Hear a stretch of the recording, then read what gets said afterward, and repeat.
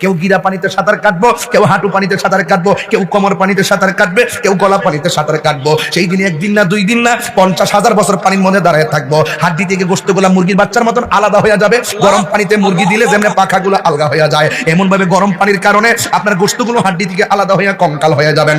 ওই কঠিন মুসিবতের সময় মাথার হাত বিকাত উপরে সূর্য যখন নাই মাইব,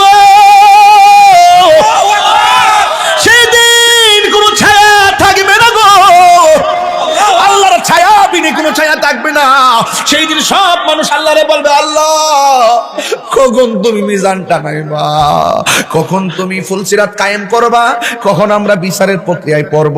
এই মুহূর্তে তো আমরা জানবাসে না। আল্লাহর হাবিব বলে, ওই কঠিন মুসিবতে 7 প্রকার মানুষকে আল্লাহ আরশের নিচে ছায়া দিবেন। ও আল্লাহ, এই কথা যখন তোমার বন্ধুর হাদিস থেকে শুনছি, সেদিন থেকে তোমাকে রাজি করতে দান করছি। দুনিয়ার মানুষ পাতালিয়া কান্দির মানুষ আপনারা হাজি কইব, এর লাগা হজ করলে কি হজ কবুল হইব? আর কথা কোন কি লাগা? তাহলে আপনি কোন কারণে হজে গেছেন? কারে সন্তুষ্ট করবার লাগা নামাজ পড়ছেন? ধরা ঘাট আছে না নাই? এই ঘাট আছে না নাই? এবার বান্দা বলবে, আল্লাহ আমি তোমার সন্তুষ্টির জন্য আমি হজ করেছি তোমার পাওয়ার জন্য। এবার তার প্রশ্ন করবে, সামনে যাও। সামনে যাওয়ার পরে 5 নম্বর গেটে হাজির হয়ে যাবে। ওই গেটে যখন হাজির হয়ে যাবে, এবারে তারে জিগাইব, দান যে করছো কোন কালে করছো, দান যে করছো কিসের জন্য করছো, দান যে করছো দানবীর কইবার লাগে কি কইছো? না গো না, আপনার বন্ধু আমাদেরকে বলেছেন, আপনার বন্ধুর জবান মুবারক থেকে শুনেছি, আপনার বন্ধু নবী আমাদেরকে বলেছেন, হাসরের ময়দানে কাউকে আল্লাহ ছায়া দিবে না। 7 প্রকারের মানুষকে আমার আল্লাহ ছায়া দিবে। 1 নম্বর যারা হলো সর্দার, যারা হলো ন্যায় বিচারক। 2 নম্বর হলো কারা? কয় যারা হলো আল্লাহ সন্তুষ্টির জন্য ইবাদত করে। 3 নম্বর কারা? কয় যারা আল্লাহকে পাওয়ার জন্য দান করে। ও আল্লাহ, 1 টাকাও না, 100 টাকাও না, জীবনে যা কামাইছি সব শুধুমাত্র তোমার কল্যাণে, তোমার সন্তুষ্টির জন্য আমি ব্যয় করেছি। এই জন্য যুবক, শুধুমাত্র দান করলে পুলসিরাতের ঘাটি পার হওয়া যায় না। আরে দান করলে মিজানের পাল্লা টানাইবার আগে যে কিয়ামতের অবস্থাটা শুরু হবে। যদি বাচ্চা যদি প্রসব করতো, বাচ্চা মার বাচ্চার পেটের উপরে মা দাঁড়াইতো হাসরের মাঠে, এমন একটা গরম অবস্থা হবে। কি দিয়ে আওয়াজ বুঝাইতাম, শুধু বুঝাইতে চাইতেছি। এমন একটা জায়গায় আমার ওয়াজ দিছে, নামটা পুলসিরাত। আমার ডানে যাওয়ার সুযোগ নাই, বামে যাওয়ার সুযোগ নাই, বিষয়টা বড় সেনসিটিভ। ওই জায়গার ভিতরে যাওয়ার আগে তো একদিন মরণ হয়ে যাবে। একদিন আমার সামনে আজরাইল এসে যাবে।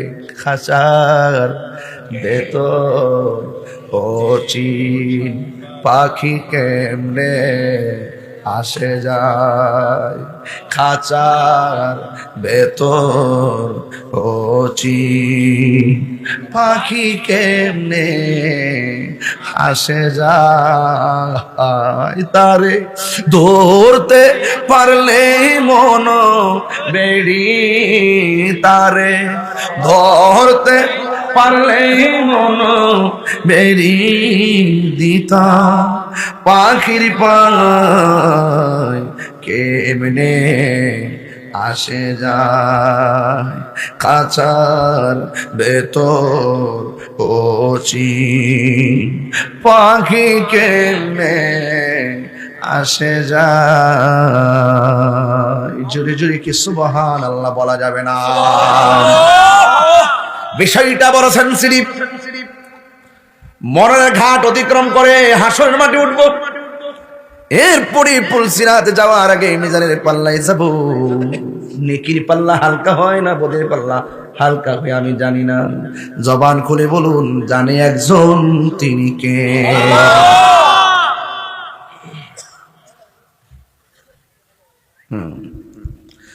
ওই হাসরের ময়দানে যে রাস্তাটা হবে, ওই রাস্তাটা হলো পুলসিরাত। চুলের চাইতে চিকন, হীরার চাইতে ধারালো। ওই রাস্তাটা জাহান্নামের উপরে থাকবে। এই পুলসিরাতে ওঠার পরে 7টা ঘাট হবে, 7টা ঘাট। সারা জীবন শুনছে একটা রাস্তা হইব, দূরে যাওগা। শুনছি সারা জীবন শুনছে একটা রাস্তা হইব, দূরে যাওগা। অথচ আমি হাদিসের মধ্যে পড়লাম, মানুষ যখন পুলসিরাতের উপর উঠবি, অনেকগুলো ঘাট আছে। যেমন আমি হেলিকপ্টারে যখন পঞ্চগড়ে যাই রিফিল করার জন্য বগুড়াই নামে, ঘাট ঘাট কি ঘাটে ঘাটে নাও লাগাইয়া মুর্শিদ ভোজন লইও, তরিকতের পাগল পাইলে টান্দা খুলে লইও রে। বিদেশ গেলে বুঝবেন কথার অর্থ কত। বিপদে পড়ে গেছেন, চাকরি নাই টাকরি নাই, বেকার। দেশের একটা মানুষ বলে ভাই আমার চাকরি নাই, ভাই তোর বাসাতে আমার 3টা দিন সুযোগ দে। ওই বন্ধুর বাসা যায় আমার আশ্রয় নেই। যেখানে কেউ নাই সেখানে যখন আপনারা আপন পাবেন, শাইখ পাবেন, ইমাম পাবেন, আলেম পাবেন, হাফেজ পাবেন, কোরআনে হাফেজ পাবেন, শহীদ পাবেন, নবী পাবেন, রাসূল পাবেন, সেদিন বুঝবেন কেউ নাই। আপনারা আমাকে একটু সাহায্য করেন, সেদিন বুঝবেন সেই সময়টার দাম কত। আল্লাহু আকবার, ইয়া রাসূলুল্লাহ, জিন্দাবাদ জিন্দাবাদ, বীর মুক্তি গিয়াসউদ্দিন তাহিরি সাহেব, জিন্দাবাদ জিন্দাবাদ। ফুলসিরাতের উপরে ঘাট কয়টা হবে? আরো যদি কয়টা? এই 7টা ঘাট হবে। প্রথম ঘাটের মধ্যে যাওয়ার পরে আপনারে ডাক দিয়ে বলবে দাঁড়াও, হ্যাঁ পথিক দাঁড়াও। কোথায় যাও? কই আমরা জান্নাতে যাওয়ার জন্য ফুলসিরাতে উঠলাম। এবার ডাক দিয়ে বলে ফুলসিরাতে উঠছো ভালো কথা, ঘাট আছে 7টা। জোরে কোন কয়টা? এই 7টা ঘাটের মধ্যে প্রথম ঘাটে যাওয়ার পরে তারা জিগাইব ঈমান আসেনি? সুবহানাল্লাহ। ঈমান রাখছনি? যদি পাগল হয় পাগল, পাগল ডাক দিয়া বলবে হ্যাঁ ঈমান আছে। ঈমানের আরকান গুলো বলো। পাগলা কইবা আমরা ঈমান আনছি আমার আল্লাহর উপরে। 2 নম্বরে ঈমান আনছি নবীর উপরে। 3 নম্বরে ঈমান আনছি আখিরাতের উপরে।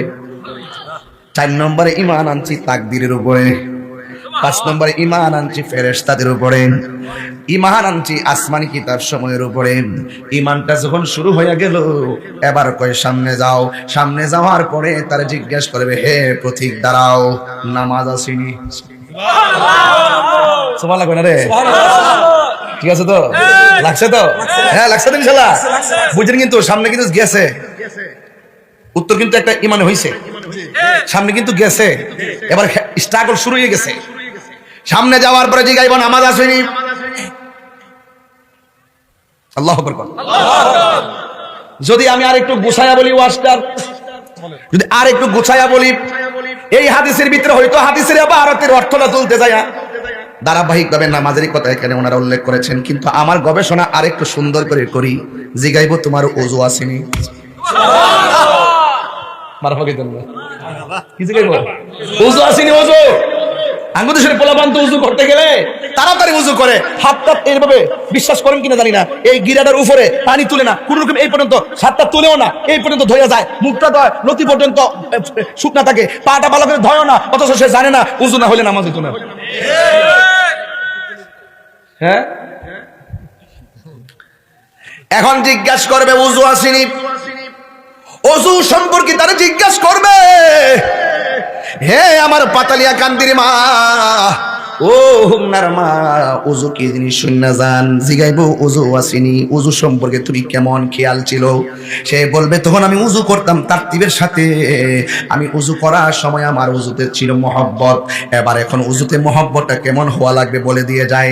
আল্লাহর হাবিব বলে কেউ যখন দুনিয়ার জমিনে বসে ওযু করার জন্য, ওযু করার সময় যখন বিসমিল্লাহ বলে ওযুটা শুরু করবে রে, ওযু করা শেষ হওয়ার আগ পর্যন্ত ফেরেশতারা ওযুকারীর জন্য আমার আল্লাহর কাছে গুনাহ মাফ চাইতে থাকে। তাইলে ওযুর শুরুতে বিসমিল্লাহ দরকার আছে না নাই? আর আওয়াজ করবেন আছে না নাই? এবার ওযুর সময় যখন বান্দাগুলো ওযু করার সময় হাতটা দৌত করে, এই হাত দৌত করার পরে বন্ধুরে আমার, এবার যখন হাতটা দৌত করে আমার নবী বলে উম্মত তোমরা যখন হাত দৌত করো, এই হাত দিয়া জীবনে যত গুনাহ করেছো আমার আল্লাহ রাব্বুল আলামিন এই ওযুর পানির সঙ্গে হাতের গুনাহগুলো মাটিতে ফেলে দেয়। এই উযু সুন্দর করে দরকার আছে না নাই? উযু সম্পর্কে ফুলসিরাতের ঘাটে প্রশ্ন আছে না নাই? এই জন্য আমার যুবক ভাইরা গো, ও পাতালিয়া কান্দিরে বাবা, ও আমার উমনার বাবা, 2 নম্বর উযু। এই উযু সম্পর্কে আমার নবী আরো বলেন, এই ফজিলতগুলো শুনলে উযু করতে ভালো লাগবে, ওই ফুলসিরাতে গিয়ে জবাব মিলে যাবে। এই জন্য দুনিয়া থেকে আখিরাতকে ব্যাদ করা লাগবে। এবার ওই উযু করার সময় আল্লাহর হাবিব বলেন, কেউ যদি উযু করার সময় কুলি করার সময় গড়গড়া করে কুলির পানিটা ফেলে দেয়, আমার নবী বলেন সে জবান দিয়া যত গুনাহ করেছে আমার আল্লাহ সব গুনাহগুলো উযু কুলির পানির সঙ্গে মাটিতে ফেলে দিবে। তারপরে মুখমণ্ডল দৌত করবে, এ আমার মা, ও পাতালিয়া কান্দির আম্মা গো, ও আমার তরুণ amazing figure and fighter follow me. আপনারা একটু মনোযোগ দিয়ে শুনেন। যুবকগুলো নামাজের ব্যাপারে উদাসীন, মোবাইলের ব্যাপারে অনেক পাকা, কিন্তু খবরদার মোবাইল বলে জীবন ধ্বংস করবেন না। নামাজের টাইম হয়েছে, নামাজে চলে যাবেন। যখন মুয়াজ্জিন মসজিদের মধ্যে বলবে আসসালাতু খায়রুম মিনান নাওম,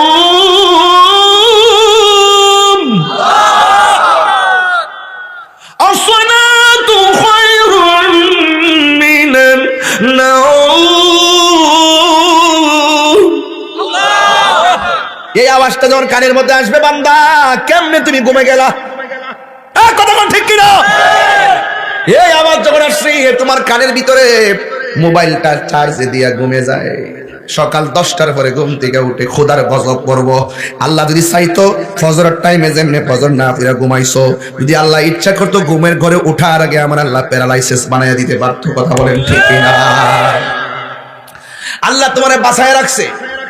এ আমার আম্মা গো, এখনো সময় আছে, নামাজে দাঁড়িয়ে যান। এবার আমার নবী, আপনার নবী বলেন, যখন মুখমণ্ডলটা দৌত করবে, আমরা চোখের ভিতরে গুনাহ আছে না নাই? আর জোরে গুনাহ আছে না নাই?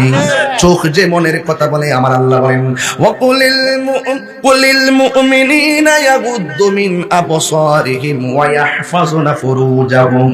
আল্লাহ বলছেন তোমাদের চোখটারে তোমরা হেফাজত করো, কারণ চোখ যে মনের কথা বলে। জিনের যত ধরনের অন্যায় অত্যাচার সৃষ্টি হয় চোখের থেকে আগে পয়দা হয়। চোখ যার হেফাজত, জবান যার হেফাজত, হাত যার হেফাজত, তাকে মুসলমান বলা হয়। এবার আমার নবী, আপনার নবী বলেন, আমার উম্মত যখন উযু কইরা যখন সে শেষ করবে, উযুর পানিটা শরীর থেকে পড়বে, আমার আল্লাহ সব গুনাহ তার মাফ করে দিবে। ফুলসিরাতটা হলো একটা রাস্তা। ফুলসিরাতটা কি? আমার জীবনে প্রথম কিন্তু ফুলসিরাত নামাজ করতেছে, আমি তো আকরুজ নামাজ করিনি। আর একটু খেয়াল করেন, কিতাব পড়েন, শুনেন কিন্তু। হ্যাঁ, ফুলসিরাত অর্থ কি?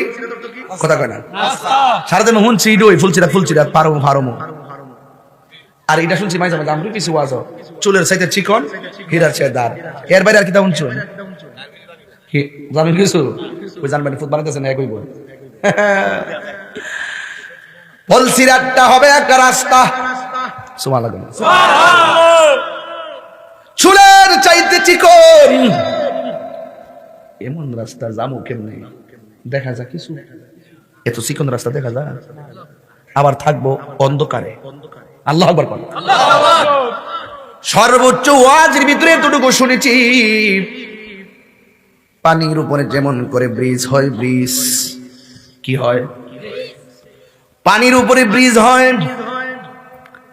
আর আমার আল্লাহ রাস্তাটা বানাইবো জাহান্নামের উপরে।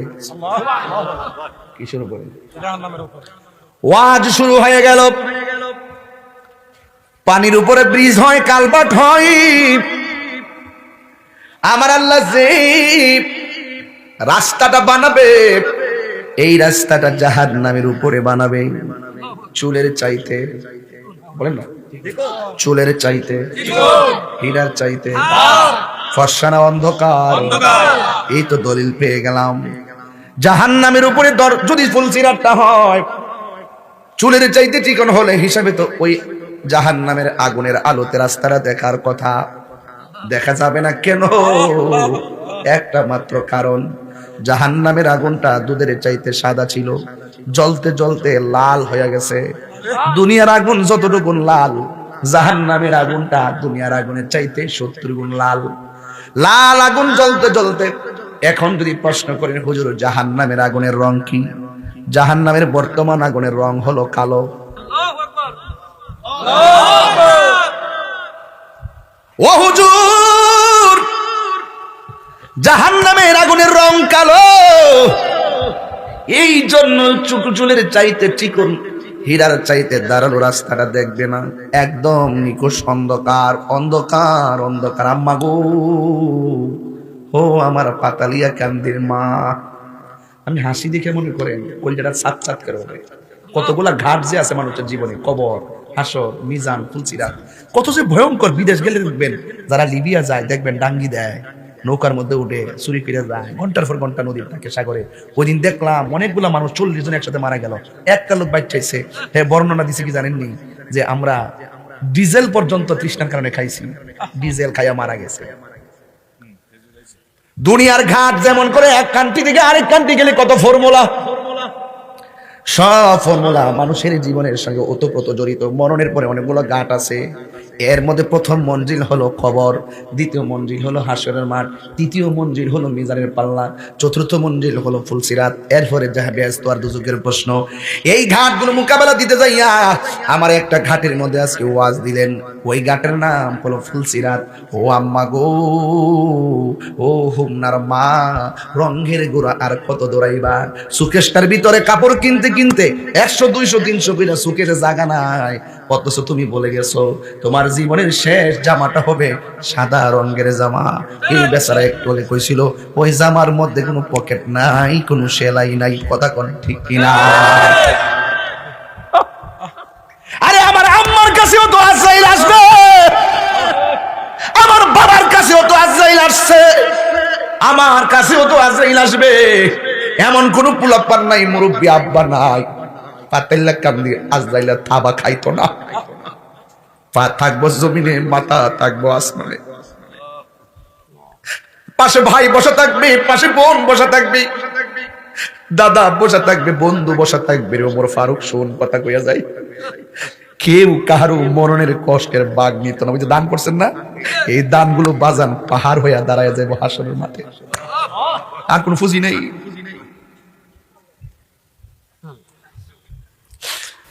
কি দিয়ে আওয়াজ বুঝাইতাম, শুধু বুঝাইতে চাইতেছি। এমন একটা জায়গায় আমার ওয়াজ দিছে, নামটা ফুলসিরাত। আমার ডানে যাওয়ার সুযোগ নাই, বামে যাওয়ার সুযোগ নাই, বিষয়টা বড় সেনসিটিভ। ওই জায়গার ভিতরে যাওয়ার আগে তো একদিন মরণ হয়ে যাবে, একদিন আমার সামনে আজরাইল এসে যাবে।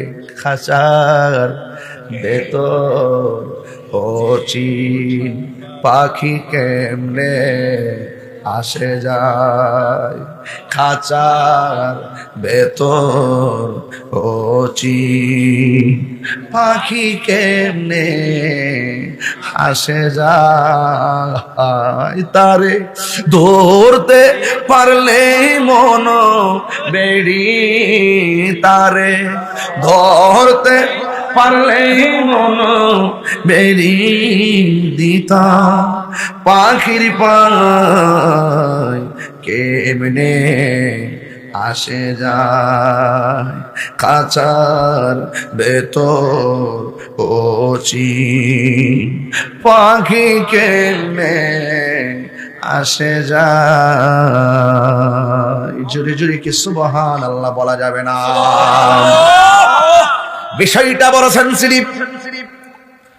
মরণের ঘাট অতিক্রম করে হাসরের মাঠে উঠবো, এরপরে ফুলসিরাতে যাওয়ার আগে মিজানের পাল্লায় যাব।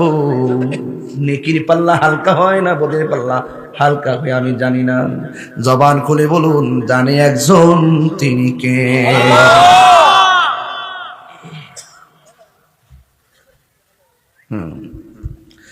ওই হাসরের ময়দানে যে রাস্তাটা হবে, ওই রাস্তাটা হলো ফুলসিরাত। চুলের চাইতে চিকন, হীরার চাইতে ধারালো। ওই রাস্তাটা জাহান্নামের উপরে থাকবে। এই ফুলসিরাতে ওঠার পরে 7টা ঘাট হবে, 7টা ঘাট। সারা জীবন শুনছে একটু রাস্তা হইব দূরে যাওগা, শুনছি সারা জীবন শুনছে একটু রাস্তা হইব দূরে যাওগা। অথচ আমি হাদিসের মধ্যে পড়লাম, মানুষ যখন ফুলসিরাতের উপর উঠবি, অনেকগুলো ঘাট আছে। যেমন আমি হেলিকপ্টারে যখন পঞ্চগড়ে যাই রিফিল করার জন্য বগুড়াই নামে ঘাট, ঘাট কি ঘাটে ঘাটে নাও লাগাইয়া মুর্শিদ ভোজন লইও, তরিকতের পাগল পাইলে টান্দা খুলে লইও রে। বিদেশ গেলে বুঝবেন কথার অর্থ কত। বিপদে পড়ে গেছেন, চাকরি নাই টাকরি নাই, বেকার। দেশের একটা মানুষ পেলে, ভাই আমার চাকরি নেই, ভাই তোর বাসাতে আমার 3টা দিন সুযোগ দে। ওই বন্ধুর বাসা যায় বাতার আশ্রয় নেই। যেখানে কেউ নাই সেখানে যখন আপনার আপন পাবেন, শাইখ পাবেন, ইমাম পাবেন, আলেম পাবেন, হাফেজ পাবেন, কোরআনে হাফেজ পাবেন, শহীদ পাবেন, নবী পাবেন, রাসূল পাবেন, সেদিন বুঝবেন কেউ নেই। আপনারা আমাকে একটু সাহায্য করেন, সেদিন বুঝবেন সেই সময়টার দাম কত। আল্লাহু আকবার, আলাইহিস সালাম, ইয়া রাসূলুল্লাহ, সুন্নাত ওয়াল জামাত, জিন্দাবাদ জিন্দাবাদ, পীর মুফতি গিয়াসউদ্দিন তাহিরি সাহেব, জিন্দাবাদ জিন্দাবাদ। ফুলসিরাতের উপরে ঘাট কয়টা হবে? আরো যদি কয়টা? এই 7টা ঘাট হবে। প্রথম ঘাটের মধ্যে যাওয়ার পরে আপনারে ডাক দিয়ে বলবে, দাঁড়াও, হ্যাঁ পথিক দাঁড়াও। কোথায় যাও? কই আমরা জান্নাতে যাওয়ার জন্য ফুলসিরাতে উঠলাম। এবার ডাক দিয়ে বলে, ফুলসিরাতে উঠছো ভালো কথা, ঘাট আছে 7টা। জোরে কোন কয়টা? এই 7টা ঘাটের মধ্যে প্রথম ঘাটে যাওয়ার পরে তারা জিগাইব, ঈমান আসেনি? সুবহানাল্লাহ। ঈমান রাখছনি? যদি পাগল হয়, পাগল পাগল ডাক দিয়া বলবে, হ্যাঁ ঈমান আছে। ঈমানের আরকানগুলো বলো। পাগলা কইবা, আমরা ঈমান আনছি আমার আল্লাহর উপরে। 2 নম্বরে ঈমান আনছি নবীর উপরে। 3 নম্বরে ঈমান আনছি আখিরাতের উপরে। 4 নম্বরে ঈমান আনছি তাকদীরের উপরে। 5 নম্বরে ঈমান আনছি ফেরেশতাদের উপরে। ঈমান আনছি আসমানি কিতাব সমূহের উপরে। ঈমানটা যখন শুরু হয়ে গেল, এবার কয় সামনে যাও। সামনে যাওয়ার পরে তারা জিজ্ঞেস করবে, হে পথিক দাঁড়াও, নামাজ আসেনি? সুবহানাল্লাহ কই না রে? ঠিক আছে তো? লাগছে তো? হ্যাঁ লাগছে তো ইনশাআল্লাহ। বুঝছেন কিন্তু সামনে কিন্তু গেছে, উত্তর কিন্তু একটা ঈমান হইছে, সামনে কিন্তু গেছে। এবার স্ট্রাগল শুরু হয়ে গেছে। সামনে যাওয়ার পরে জিগাইব, নামাজ আসেনি? আল্লাহু আকবার। যদি আমি আর একটু গুছায়া বলি ওয়াজটা, যদি আর একটু গুছায়া বলি, এই হাদিসের ভিতরে হয়তো হাদিসের ইবারতের অর্থটা তুলতে যায় ধারাবাহিকভাবে নামাজের কথা এখানে ওনারা উল্লেখ করেছেন, কিন্তু আমার গবেষণা আর একটু সুন্দর করে করি। জিগাইব, তোমার ওযু আসেনি? মারফা কি দেন? কি জিগাইব? ওযু আসেনি? ওযু আমাদের দেশের পোলাপান তো উযু করতে গেলে তাড়াতাড়ি উযু করে, হাতটা এইভাবে, বিশ্বাস করেন কিনা জানি না, এই গিরাটার উপরে পানি তুলে না কোন রকম, এই পর্যন্ত হাতটা তুলেও না, এই পর্যন্ত ধোয়া যায়, মুখটা ধয় নতি পর্যন্ত শুকনা থাকে, পাটা ভালো করে ধয়ও না, অথচ সে জানে না উযু না হলে নামাজ হতো না। হ্যাঁ, এখন জিজ্ঞাসা করবে উযু আসেনি? ওযু সম্পর্কে তারা জিজ্ঞাসা করবে, হে আমার পাতালিয়া কান্দির মা, ও হুমনার মা, ওযু কি জিনিস শুননা জান। জিগাইবো, ওযু আসেনি? ওযু সম্পর্কে তুমি কেমন খেয়াল ছিল? সে বলবে, তখন আমি ওযু করতাম তারতিবের সাথে, আমি ওযু করার সময় আমার ওযুতে ছিল মহব্বত। এবার এখন ওযুতে মহব্বতটা কেমন হওয়া লাগবে বলে দিয়ে যায়। আল্লাহর হাবিব বলে, কেউ যখন দুনিয়ার জমিনে বসে ওযু করার জন্য, ওযু করার সময় যখন বিসমিল্লাহ বলে ওযুটা শুরু করবে, ওযু করা শেষ হওয়ার আগ পর্যন্ত ফেরেশতারা ওযুকারীর জন্য আমার আল্লাহর কাছে গুনাহ মাফ চাইতে থাকে। তাইলে ওযুর শুরুতে বিসমিল্লাহ দরকার আছে না নাই? আর আওয়াজ করবেন, আছে না নাই? এবার ওযুর সময় যখন বান্দাগুলো ওযু করার সময় হাতটা দৌত করে, এই হাত দৌত করার পরে বন্ধুরে আমার, এবার যখন হাতটা দৌত করে, আমার নবী বলে, উম্মত তোমরা যখন হাত দৌত করো, এই হাত দিয়া জীবনে যত গুনাহ করেছো, আমার আল্লাহ রাব্বুল আলামিন এই ওযুর পানির সঙ্গে হাতের গুনাহগুলো মাটিতে ফেলে দেয়। এই উযু সুন্দর করে দরকার আছে না নাই? উযু সম্পর্কে ফুলসিরাতের ঘাটে প্রশ্ন আছে না নাই? এই জন্য আমার যুবক ভাইরা গো, ও পাতালিয়া কান্দিরে বাবা, ও আমার হুমনার বাবা, 2 নম্বর উযু।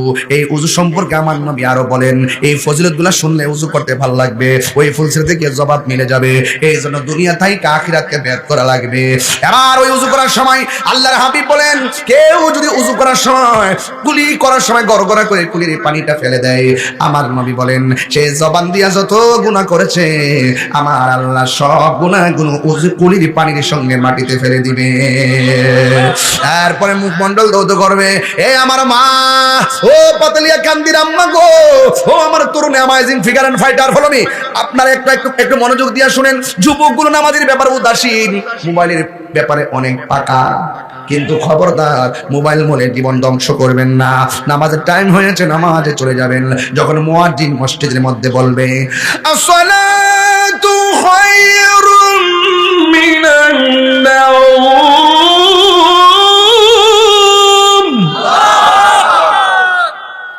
আসসালাতু খায়রুম মিনান নাওম,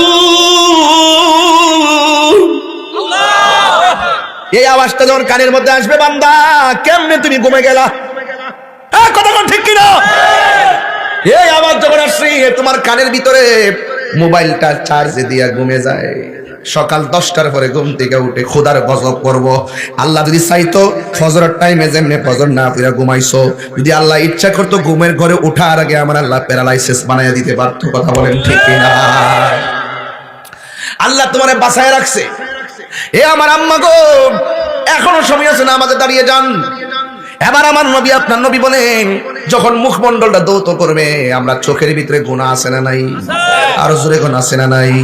চোখ যে মনের কথা বলে, আমার আল্লাহ বলেন কুলিল মুমিনিনা ইয়াগুদ্দু মিন আবসারিহিম ওয়া ইয়াহফাজুনা ফুরুজাহুম। আল্লাহ বলছেন তোমাদের চোখটারে তোমরা হেফাজত করো, কারণ চোখ যে মনের কথা বলে। জিনের যত ধরনের অন্যায় অত্যাচার সৃষ্টি হয় চোখের থেকে আগে পয়দা হয়। চোখ যার হেফাজত, জবান যার হেফাজত, হাত যার হেফাজত, তাকে মুসলমান বলা হয়। এবার আমার নবী, আপনার নবী বলেন, আমার উম্মত যখন উযু কইরা যখন সে শেষ করবে, উযুর পানিটা শরীর থেকে পড়বে, আমার আল্লাহ সব গুনাহ তার maaf করে দিবে। আমার নবী, আপনার নবী বলেন, উযু শেষ কইরা যে ব্যক্তি আসমানের দিকে তাকাইয়া কালিমায়ে শাহাদাত পড়বে, আমার আল্লাহ রাব্বুল আলামিন তার জন্য 8টা জান্নাতের দরজা খুলে দিবে। এই জন্য ফুলসিরাতের ঘাট জিজ্ঞাসা করবে, তোমার উযু সম্পর্কে তোমার কেমন অভিজ্ঞতা ছিল? উযু কিভাবে করতে? পাগল বলতো, আমি উযু এমন ভাবে করতাম যে না আমার আল্লাহ নামাজ কবুল করে। দেখছি টার্গেটটা কি? আমি এমন ভাবে উযু করতাম যেন আল্লাহ নামাজটা কবুল করে, কারণ উযু না হলে নামাজ হয় না। এবার যখন উযু সম্পর্কে সে সোজাসুজি উত্তর দিয়ে দিবে, এবার তাকে বলা হবে সামনে যাও। সামনে যাওয়ার পরে তারা জিজ্ঞাসা নামাজের কি অবস্থা, তাইলে বোঝা গেল ওই ঘাটের ভিতরে নামাজের প্রশ্ন আছে। নামাজ সম্পর্কে জিজ্ঞাসা করতে হবে। তুমি মানুষকে দেখাবে লাগে নামাজ পড়ছো, পরীক্ষা গাইছে নামাজ পড়ছো, পরীক্ষা শেষ নামাজ পড়ো নাই, রেজাল্টের 2 দিন আগে নামাজে দাঁড়াইছো, রেজাল্ট শেষ আর নামাজ পড়ো না, রোগ একটু বাইরে গেছে গা, নামাজ পড়তেছো, রোগ ভালো হয়ে গেছে, আবার দোকানে যাই আড্ডা মারতেছো। তোমার অন্তরের খবর কেউ জানে না, জবানটা খুলে বলুন জানে কে? জিগাইব তোমার নামাজের খবর কি? আমি নামাজ পড়ছি আমার আল্লাহকে সন্তুষ্ট করার জন্য। এবার একটা আওয়াজ তুলে বলুন, আমরা নামাজ পড়বো কার সন্তুষ্টির জন্য? আরে জিজ্ঞাসা করা হবে, তুমি নামাজ পড়ছো মানুষের মুসল্লি পাওয়ার জন্য নাকি? হয় না, না, নামাজ পড়েছি একমাত্র আপনাকে পাওয়ার জন্য। আল্লাহু আকবার। হে যুবক ভাইরা আমার, আল্লাহ রাব্বুল আলামিন কোরআনে বলেছেন, ইন্নাস সালাতা তানহা আনিল ফাহশাই ওয়াল মুনকার। আল্লাহ রাব্বুল আলামিন বলেন, এই পৃথিবীর মধ্যে সবচাইতে সুন্দর একটা ইবাদত আছে, যে ইবাদতটা আল্লাহ রাব্বুল আলামিন হাসরের ময়দানে সর্বপ্রথম নামাজের হিসাব নেওয়া হবে। ওই নামাজটা একমাত্র মানুষকে অশ্লীল এবং খারাপ কাজ থেকে বিরত রাখে। এবার তুমি নামাজ পড়ছো কেমনে? আমি নামাজ পড়ছি হুজুরি কলবে। নামাজ পড়ো রে হুজুরি কলবে নামাজ পড়ো। আঙ্গু দেশে তো নামাজও পড়ে আবার সুদও খায়। এমন অনেক নামাজি আছে না নাই? একবারে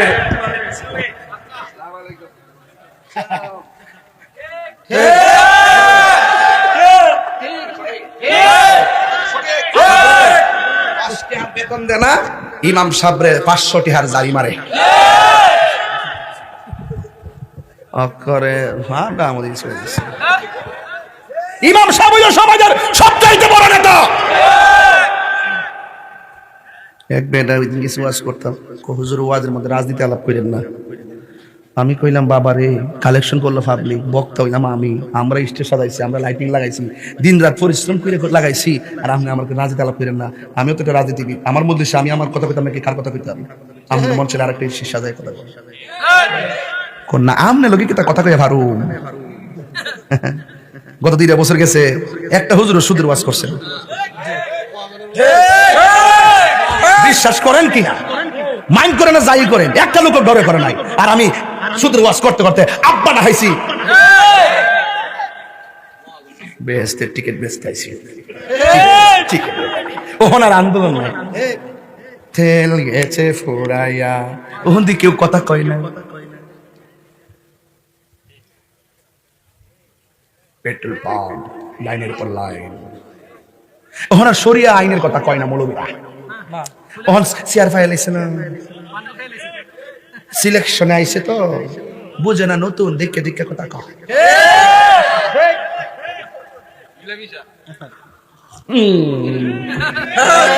মিল্লামিশা মিল্লামিশা আমার না বরাক বাসটা দিছে বেড়াই, এতদিন আমি কাপড় সিনস না তো বাড়া তাই রে মানুষ। এই এই বেড়ে তুই কি যা যা যা যা, আজকে কি আমার আজকে লম্বা হইতেছে কেন, কিটা মানে কি কষ্ট হইতেছে না? তা আপনি যদি আমার 1000 দমক দেন, আমি কি হারাম রে হালাল কইতারুম, হালাল রে হারাম কইতারুম, দিন রে রাত কইতারুম? এই বলবি সুদের ওয়াজ করে নাকি লাগা ও মহাজনের লাগা? এখন তেল আনতে গেলে রাশিয়া থেকে আমেরিকার সিগনেচার লাগে, দিল্লি না ঢাকা। শুনতেছি কালকে প্রধানমন্ত্রী ইন্ডিয়া যাইব, 700 মেট্রিক টন ডিজেল আনতাছে ইন্ডিয়া থেকে। না আমি কইব কেন, ক্ষমতা পাইছে না। সবার কইতাছি না, কারে কইতাছি আমরা বুঝতাছি, আমরা তো বাস বুঝুনি, ফাঁকটা মিলান না আপনারা সবটি বই রয়েছে না রাজনীতিবিদ। আমি যে কিতাব কইতাছি বুঝজই কইতাছি, কখন আর কয় না। আমি কইছি কিতা জানি, ইন্ডিয়া বুঝি না, পাকিস্তান বুঝি না, রাশিয়া বুঝি না, চীন বুঝি না, আমেরিকা বুঝি না। আমার দেশের সার্বভৌমত্ব সুরক্ষায় উন্নয়নের জন্য যা প্রয়োজন তাই করব, কিন্তু আমার ইঞ্চি ইঞ্চি মাটি নিয়ে ষড়যন্ত্র সুযোগ কাউরে দেব না।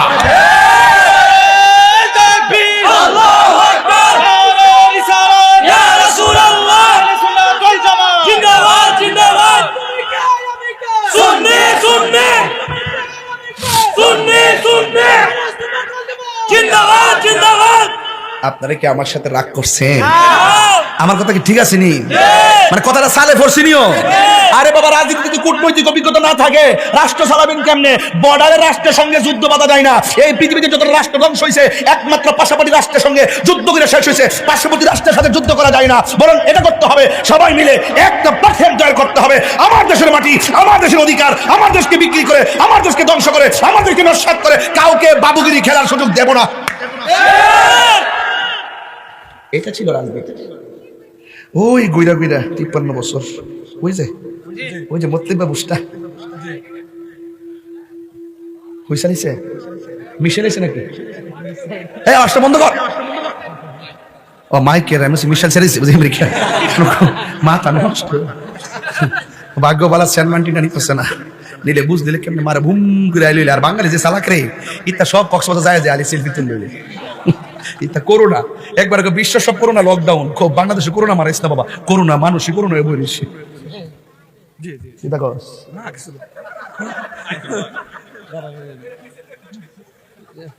সাফারাত মারম দিস কইছি ডরা ডরা বাইরে মন কি তা কইছে একটা বাইরে বাইরে। আপনারা কি আমার কথা রাগ করতেছেন? 100 না 1 লক্ষ লোকের সামনে এই কথা বলবো, একবারে জায়গা মতো টাইনে নিয়ে খেছে এই কথাই বলবো। আমি যা বলবো দেশের জন্য, দেশের মানুষের জন্য, শান্তির জন্য, সম্প্রীতির জন্য। আমি আসল কথা বলবো, সবাই পক্ষ নিয়ে কথা কয়, কেউ সব স্বার্থের জন্য কথা কয়, সব স্বার্থের পাগল, কিন্তু মূল কথা কেউ কয় না, মূল কথা কেউ কয় না। আসেন একটু দেখি যারা টিকিট বেছে এরা একটু বুঝাইতাম, বাবা রে ওহন কিছু দেশ না, খালি হয়ে গেছে খালি।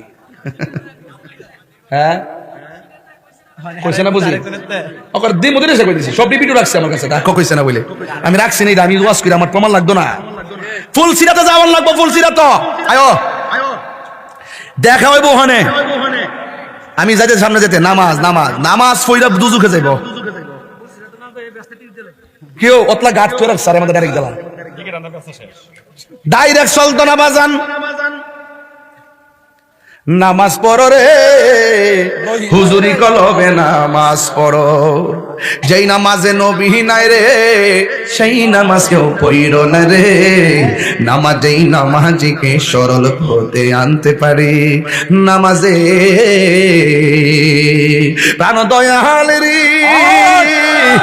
আর পরীক্ষার সময় নাই করো জুড়ে ক্ষমা চাই শেষের খেয়া না নিলাই আমারে আমার দিন কি এমনি যাবে লোকে তোমায় কি বলিবে এই দুঃখ রইল তাহিরির অন্তরে প্রাণ দয়াল রে সন্ধ্যা হইল ডাকি দিলে না মুরে ঠিক ঠিক না বলো আরে সন্ধ্যা হইল ডাক দিলে না মুরে প্রাণ দয়াল রে সন্ধ্যা হইল ডাকি দিলে না মুরে প্রাণ দয়াল রে গৃহস্থরা দলে দলে হাঁস মুরগি কতই পালে সন্ধ্যা হলে ডাকি দিয়া লয় ঘরে যার যত পালিত ছিল সকলটা তো ঘরে নিল আমি একা রইলাম অন্ধকারে প্রাণ দয়াল রে সন্ধ্যা হইল ডাকি দিলে না মুরে সন্ধ্যা হইল ডাক দিলে না মুরে প্রাণ দয়াল রে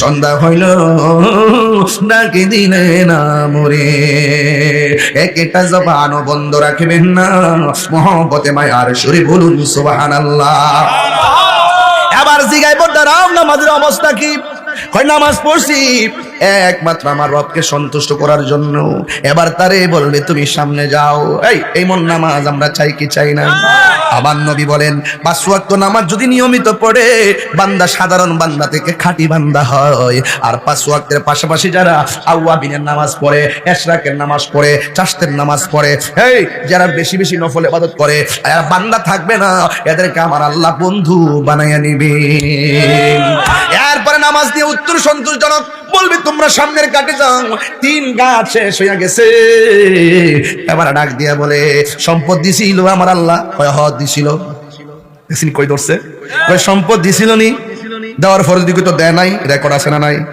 কথা রেকর্ড আছে নি সময় গেলে সাধন হবে না জাননি মন খালে বিলে থাকে না মিন জল শুকালে খাল যদি পানি না থাকে মাছ থাকবো মিন মানিল মাছ জাননি মন খালে বিলে থাকে না মিন জল শুকালে কি আর হবে পাতাল দিলে মানে কারেন্টের জাল খালি খালের মধ্যে পানি ছাড়া খালের মধ্যে কারেন্টের জাল দিলে মাছ লাগবো কি আর হবে পাতাল দিলে যদি মোহনা শুকো না থাকে যদি খাল শুকো না সময় গেলে সাধন হবে না হরে মন সময় গেলে সাধন হবে না অসময়ে কৃষি করে মিচামিচি হেঁটে মরে গাছ যদি হয় বীজের জুড়ে তাতে ফল ধরে না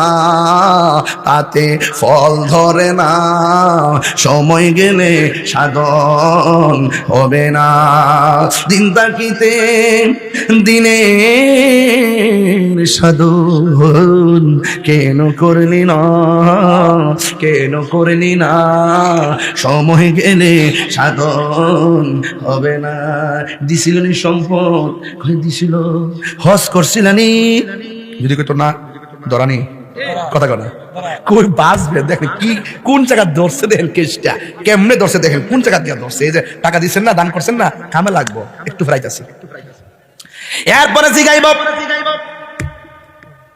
টাকা দিছিল নি কই দিছিল সম্পদ দিছিল নি কই দিছিল কই হজ করছিলানি কই হ করছিলাম আল্লাহ তোমাকে পাওয়ার জন্য এখানে কাবা তাওয়াফ করেছি লাব্বাইক আল্লাহুম্মা লাব্বাইক লাব্বাইক লা শারীকা লাক লাব্বাইক ইন্নাল হামদা ওয়ান নি'মাতা লাক ওয়াল মুলক লা শারীকা লাক।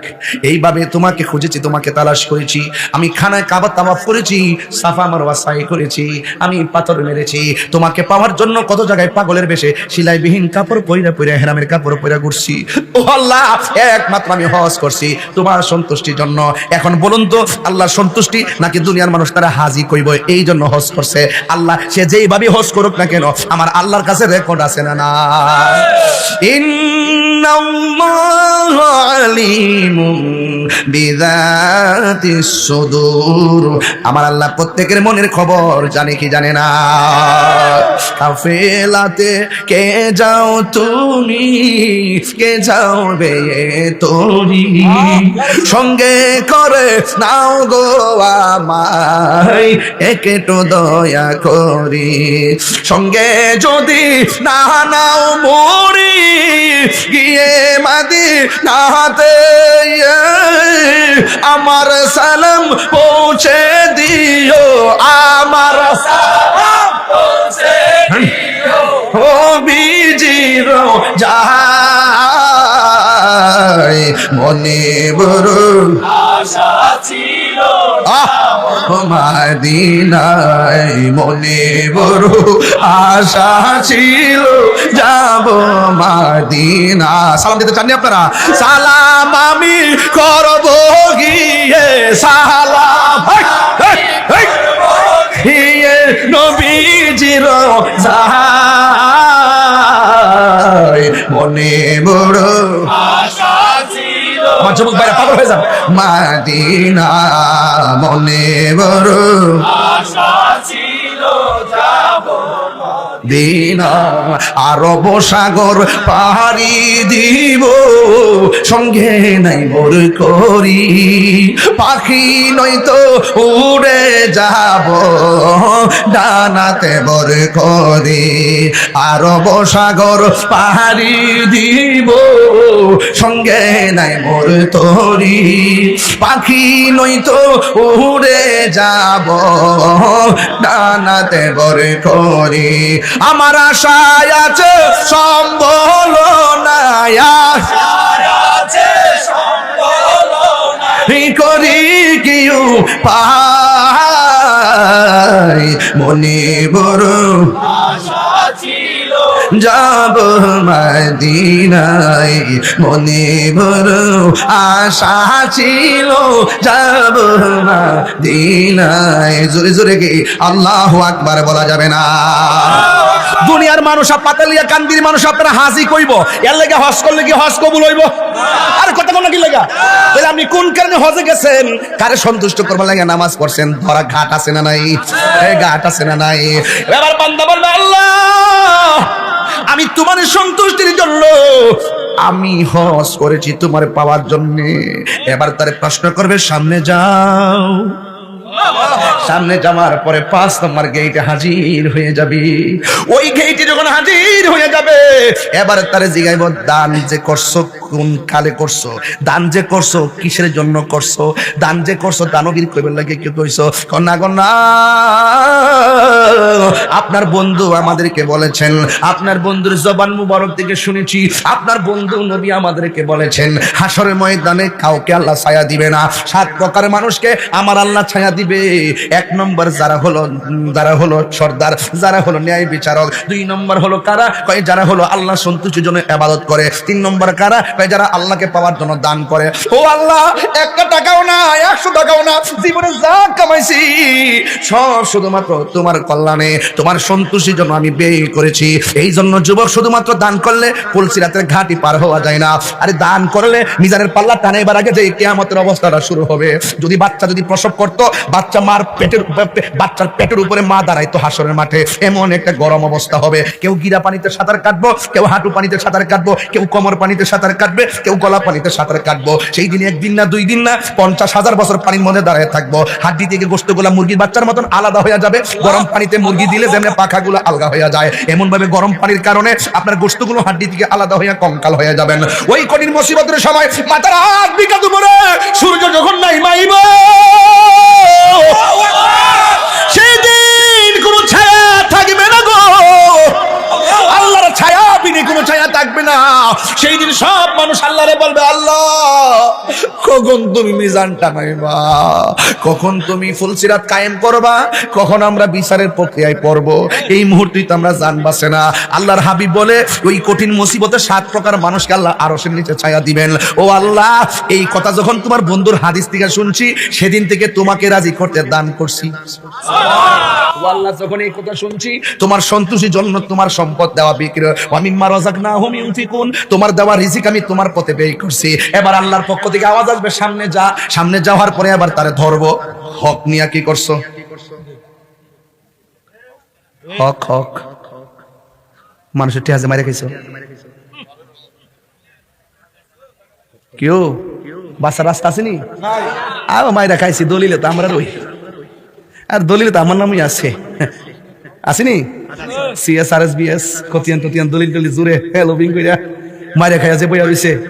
ওহন খাইয়া লেছেন দুনিয়াতে, এমন জায়গা ধরব, ওই ঘাটটার মধ্যে যায় ধরব।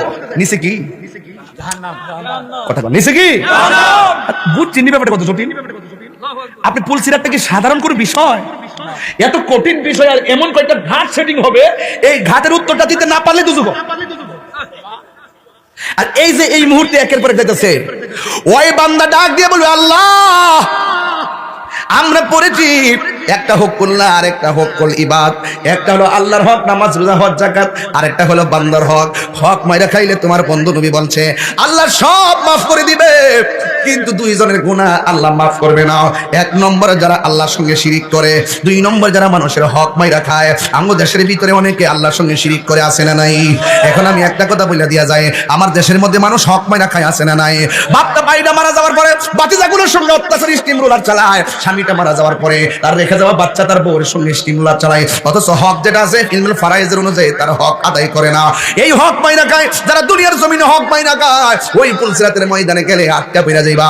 কিন্তু বান্দারা ডাক দিয়া বলবে, আল্লাহ 1 ইঞ্চি তোমার বান্দার হক আমি মারি নাই, তোমার হক নষ্ট করি নাই। তুমি বলছো নামাজ পড়ো, আমরা নামাজ পড়লাম। তুমি বলছো বান্দার হকের তারতিব করো, আমরা বান্দার হকের তারতিব করলাম। আমি কি আসল বলছি নাকি নকল বলছি কেউ জানে না, তুমি তো জানো। আল্লাহ তুমি একটু হিসাব মিলাই দেখো। আল্লাহ রাব্বুল আলামিন বলে, ও বান্দা যা, সামনে যা। সামনে যাওয়ার পরে আবার ধরবে কি জানেন? আত্মীয়তার ব্যাপারে। তোরে যে আত্মীয়তার বন্ধনে আবদ্ধ ছিলি, তোরা মিলেমিশে ছিলি নি, এমন ভাবে আত্মীয়তা বন্ধন নিয়ে ধরবে। আঙ্গু দেশের মধ্যে জামাই বউ ঝগড়া লাগলে ঠাস কইরা কি করে? জালামো কইলাম কি পাগল নাকি? কালকে একটা আইসে বয়স ছিল, জামাইয়ের বয়স ছিল 55, বউর বয়স ছিল 40। মেয়েও বিয়া দিছে, ছেলেও বিয়া করাইছে। আয়া কইছে আমি তো কইয়া লিছি, হ্যাঁ আমি তো কইয়া লিছি। কিতা কইছ? কঠিন কথা কইয়া লিছে, বাপ মা তুইলা কইয়া লিছে। আমি কে তোর শৈল হন তো জিদ্রে। লা ইয়াদখুলুল জান্নাতা কাতিউন, লা ইয়াদখুলুল জান্নাতা কাতিউন। আত্মীয়তার সম্পর্ক ছিন্নকারী কখনো বেহেশতে যাবে না। আঙ্গুদেশের মধ্যে রমজান মাস আইলে বউর বাড়ি থেকে ইফতার না দিলে জামাই চিন্তা দেবে, হৌরি শাশুড়ি আরো চিন্তা দেবে। ইদারে সূত্র দিলে সংসার শেষ। হাসতে হাসতে আত্মীয়তা যে ছিন্ন করো, হাসতে হাসতে পরশের সঙ্গে যে সম্পর্ক ছিন্ন করো, হাসতে হাসতে স্বামী স্ত্রীর সম্পর্ক ছিন্ন করো, হাসতে হাসতে আপনার শ্বশুর শাশুড়ির সঙ্গে মত বিনিময়ের ক্ষেত্রে অনেক ধরনের দূরত্ব সৃষ্টি করো। এই ব্যাপারে তাকে জিজ্ঞেস করা হবে তুমি আত্মীয়তার সঙ্গে কি ব্যবহার করছো। ও আল্লাহ, অনেক ধরনের তুফান এসেছে, কিন্তু আমি আত্মীয়তা রক্ষা করেছি সংগ্রাম করে। কেন জানি তুমি আমাকে ঘাটের মধ্যে ধরবা।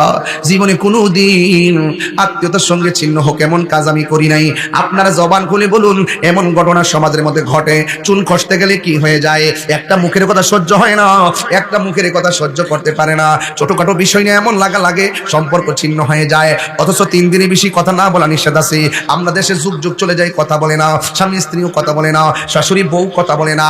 খবরদার খবরদার, আর দুনিয়া মাজরাতুল আখিরা, দুনিয়াটা হলো আখিরাতের কৃষিক্ষেত। এইখান থেকে সব বেদ করে যাওয়া লাগবে। ওই ঘাটের মধ্যে জিগাইবো আত্মীয়তা সম্পর্কে, জিগাইবো আত্মীয়তা সম্পর্কে তোমার কি ধ্যান ধারণা ছিল। ও আল্লাহ, তোমার সব বিধান আমি মেনেছি, একমাত্র তোমাকে ভয় করে। এই পুলসিরাতের আগুন ভয় করে। এই পুলসিরাতটা চুলের মতো চিকন হবে।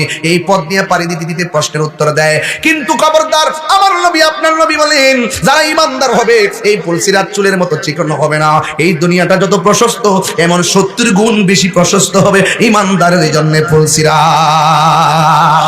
আল্লাহু আকবার বলেন না কেন? কেউ ঘোড়ার দৌড়ের মতন পুলসিরাত পার হবে, কেউ আকাশের বিজলির মতন পুলসিরাত পার হবে। এখন প্রশ্ন হলো হুজুর, একের পর এক প্রশ্ন করলো, একের পর এক প্রশ্ন করলো, যদি 5 নম্বর প্রশ্নে আটকায় যাইতো সে কি জাহান্নামে পড়ে যাইতো? আটকাইবার প্রশ্নই আসে না, কারণ প্রথম প্রশ্নটাই শুরু হয়েছে ঈমান দিয়া। কি দিয়ে শুরু হয়েছে? আরে ওয়াজ বুঝেন না কই যাইতেছি? ওই যে এখন যদি কোন যে 5 নম্বর প্রশ্নে আটকে গেছে গা, আটকাবার প্রশ্নই আসে না, কারণ তার প্রথম প্রশ্ন শুনেছে ঈমান দিয়া। ঈমান যখন ঠিক হয়ে যাবে তার জিম্মাদারিত্ব আবার আল্লাহ নিয়ে নিবে। সুবহানাল্লাহ। তো ঈমানের ভিতরে কি ছিল? আর কারণ ঈমান কি ছিল? এটা আল্লাহর উপরে ঈমান, নবীর উপরে ঈমান, রাসূলের উপরে ঈমান, ফেরেশতার উপরে ঈমান, আসমানি কিতাবের উপরে ঈমান, তাকদীরের উপরে ঈমান, আখিরাতের উপরে ঈমান। এই জায়গায় যখন ঈমান সেটিং হয়ে যায় তখন আর সামনে রাস্তার কোনো বাধা। তাহলে আমরা কারা কারা ঈমানদার একটু হাত তুলে না দেখি।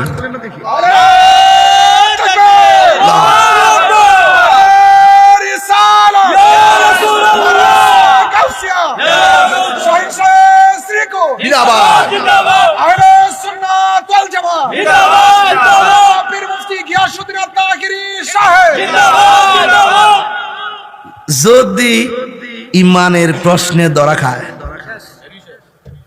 আর জাউন লাগবে না, পা কেটে নিচে পড়ে যাবেন। এখন আমার একটা প্রশ্ন করেন না যে দুনিয়ার ফাতালিয়া কান্দির চুলার আগুন ধরা লাকড়ি দিয়া, আর আল্লাহর কোরআন বলতেছে ওয়াকুদুহান নাস ওয়াল হিজারা, আল্লাহ পাক জাহান্নামের আগুন ধরাবে মানুষ এবং পাথর দিয়া। আল্লাহু আকবার বলতেন না? জাহান্নামের আগুন কি সাধারণ জিনিস? কেটে কেটে জাহান্নামের মধ্যে পড়বে, ভয়ঙ্কর অবস্থা জাহান্নাম। জাহান্নামটা আর সরি ওই পুলসিরাতটার পরিমাণটা তো বলতে হয়। এই পুলসিরাতটা কতটুকু লম্বা?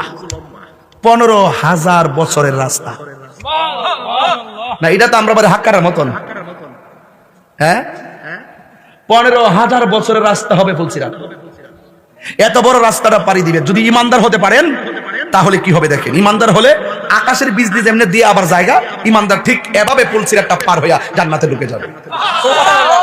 জান্নাতের গেটের মধ্যে 4 জন লোক দাঁড়াই থাকবো চাবি লইয়া। সুবহানাল্লাহ কোন রে? 1 নম্বর হলো মৌলা আলী,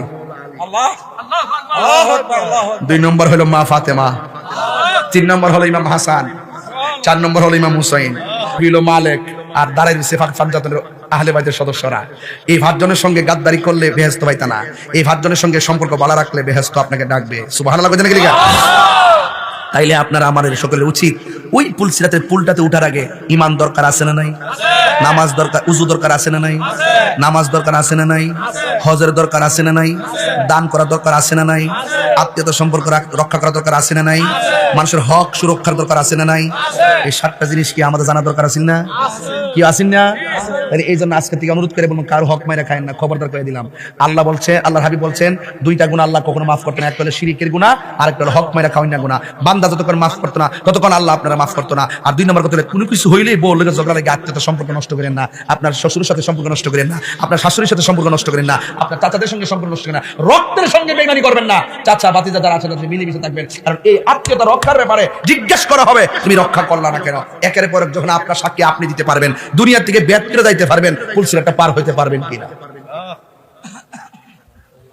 না এটা দুনিয়ার মধ্যে বুঝতে পারেন যে আরেক দূর আমি ভারমু কেমনে, প্রশ্ন একটা আছে নামাজের, আমি তো পড়ি না, ধরা খায় যাইব, কথা কোন ঠিক কিনা। এই জন্য আপনাদেরকে অনুরোধ করে বলবো, মা বোনদেরকে বিশেষ করে বলবো, মা নামাজ যেমন ফরজ, পর্দা তো তেমন ফরজ, একটু দয়া করে পর্দাটা কইরেন। দায়ুস কোনোদিন জান্নাতে যাবে না, দায়ুস কোনোদিন জান্নাতে যাবে না। এটা গজলে বই আছে না?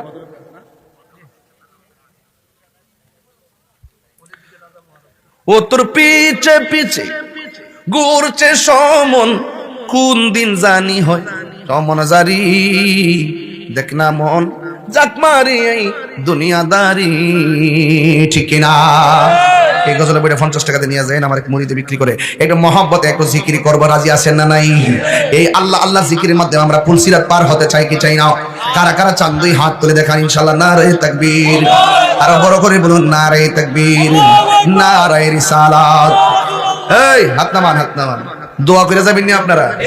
কারা কারা দোয়া ছাড়া যাবেন গা হাত তোলেন। ওই যে একটা কেউ যাবেন গাও, বুঝছে না, বুঝে না, নতুন না, ও নতুন নতুন, মারহাবা জোরে গন। আমরা নবীরে ভালোবাসি, কোনো সন্দেহ আছে?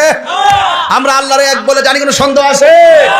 বাস আমরা আশা করি আমরা নবীর মহব্বতে ইনশাআল্লাহ পুলসিরাত পার হবো ইনশাআল্লাহ। যেন আমাদের সবাইকে নসিব করে বলেন আমিন। আমি জিকিরের হাত তোলার আগে